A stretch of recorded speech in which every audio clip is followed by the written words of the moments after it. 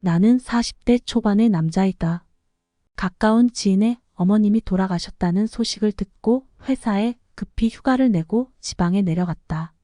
조문을 마치고 온 터라 늦은 아침에 일어나 보니 집에는 아무도 없었고 식탁에 아내의 쪽지 한 장뿐이었다. 애들은 방학이라 할머니 댁에 가고 없으니 혼자 알아서 밥 챙겨 먹으라는 아내의 쪽지였다. 그래서 간단히 씻고 마트로 가서 먹고 싶은 음식을 사서 봉지를 한 손에 하나씩 들고 집으로 오는데 이 시간에 사람들은 없고 조용했다. 승강기 앞에 서 있는데 어떤 할머니께서 걸어오셔서 간단하게 인사를 했는데 받지도 않고 나를 위아래로 흘러보더니 지훈이 아빠 맞죠? 하고 물었고 나는 네 하고 대답했다. 할머니는 회사 안 가셨네요? 라고 물었고 나는 오늘 휴가 냈다고 말했다. 할머니는 그럼 집에 아무도 없나 보다. 나도 혼자 있는데 밥 같이 먹을까요? 하고 묻는 게 아닌가? 나는 아니요. 괜찮습니다. 라고 좋게 거절했는데 할머니는 저는 바로 윗집에 살아요. 그러지 말고 집에 짐 갖다 놓고 올라오세요. 하길래 2번이나 권유하니 이웃 간에 거절하기도 그래서 알았다고 대답했다. 할머니는 또 나를 보더니 운동 갔다 오나 보네요 라고 또 참견을 했고 나는 내 동네 한 바퀴 돌고 왔어요. 조금 있다가 점심때 갈게요.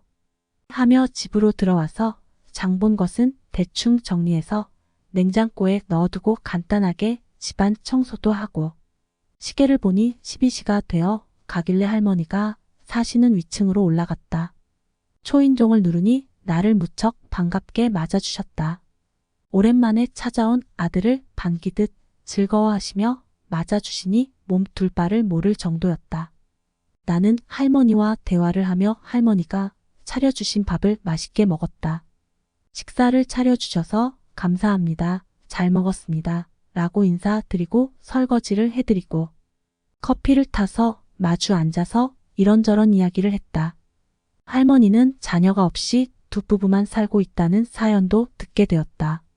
자녀들이 없어 오해도 많이 받고 시부모에게 구박도 많이 받았지만 불임인 남편을 버릴 수 없어서 결혼 생활 40년이 지났는데도 아이를 낳지 못한 여자로 살고 계신다 한다. 할머니는 60대 중반이었고 할머니의 안타까운 사연을 듣는 순간 갑자기 출산하지 않은 할머니의 몸이 궁금해진 것이다. 그래서 실례를 무릅쓰고 물어보았다. 할아버지랑은 부부관계를 하시냐고 물어보니까 젊어서는 열심히 했는데 나이 들어서는 의욕이 없는지 안 한 지 오래됐지 하고 대답했다. 할머니는 하고 싶으세요? 라고 물었더니 할머니는 깜짝 놀라면서 나를 바라보더니 내가 하고 싶으면 지훈이 아빠가 해줄 거야? 라고 되물었다. 나는 그럼요. 할머니가 원하시면 할 수 있어요. 그런데 약속 하나 해야 돼요. 비밀만 잘 지켜주시면 돼요. 할머니는 얼굴에 화색이 돌더니 당연하지 하고 대답했다. 나는 그럼 지금 할까요? 하고 물었고 할머니가 말 나온 김에 빨리 해봅시다 하고 대답했다.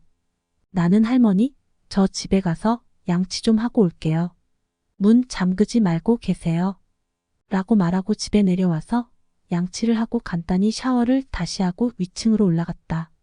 문을 잠그고 주위를 보니 할머니가 욕실에서 샤워를 하고 나오는데 정말 깜짝 놀랐다. 얼굴은 나이가 들어 보이는데 몸매는 30대라 말해도 다 믿을 정도로 관리를 잘하셨다.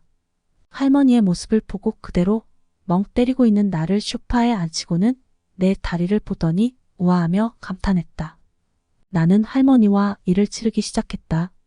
할머니에게 정성을 다했더니 할머니에게도 반응이 왔다. 할머니는 너무나 좋아했고 우리는 최고로 좋은 느낌을 받았다. 할머니는 연세와 경험이 조금 있으셔서 그런지 부담 없이 일을 치렀다. 40여 년을 살면서 할머니 같은 스타일은 처음이었다. 나는 할머니가 너무 좋았다.